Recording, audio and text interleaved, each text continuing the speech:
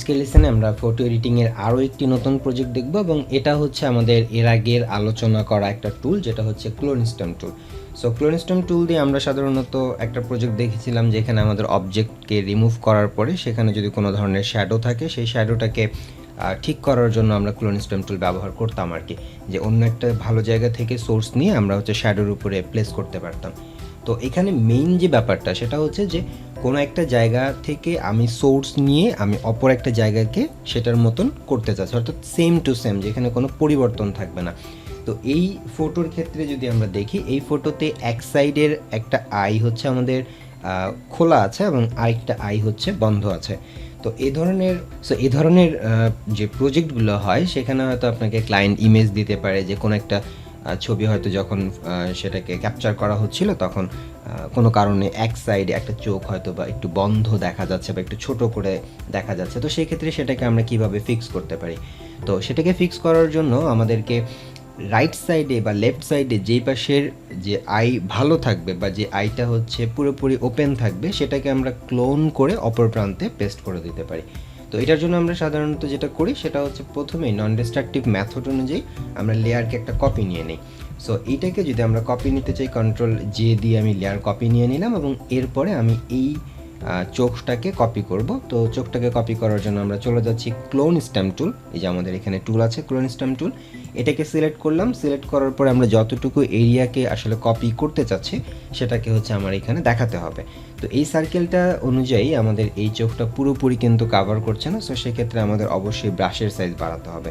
So আমি shortcut command third ব্র্যাকেটের যে ক্লোজ সেটাকে যদি আমি একবার ক্লিক করি, মোটামুটি আমার এখানে 400 পয়েন্ট আছে, 400 পয়েন্টে আমার মোটামুটি এটা কাভার করবে চোখটাকে।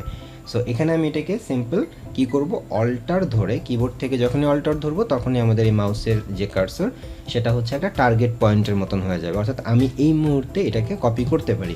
সো অল্টার ধরে মাউসের লেফটে একটা ক্লিক করলে এটা হচ্ছে আমাদের কপি হয়ে যাবে এবং দেখতেই পাচ্ছি আমরা, দেখেন আমাদের যে সার্কেলটা আছে সেই সার্কেলের মধ্যে দেখা যাচ্ছে কতটুকু অংশ কপি আছে। তো এখন আমরা যদি এই অবস্থায় এটাকে পেস্ট করি তাহলে কিন্তু চোখ দুটোই একই সাইডে হয়ে যাবে, কিন্তু আমাদের চোখটা কিন্তু বিপরীত সাইডে হওয়ার কথা, যেহেতু রাইট সাইডের চোখ অবশ্যই লেফট সাইডের বিপরীতেই হবে।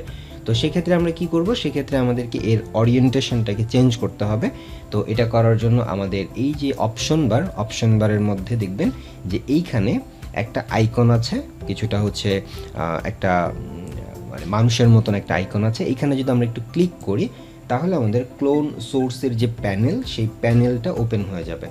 এই প্যানেলের মধ্য থেকে আমাদেরকে অনেক কিছু আমরা পরিবর্তন করতে পারি। তার মধ্যে এইখানে একটা অপশন আছে ফ্লিপ হরিজন্টাল, তার মানে পাশাপাশি এটাকে ফ্লিপ করে দিবে, পাশাপাশি এটাকে পরিবর্তন করবে, দিক পরিবর্তন করবে।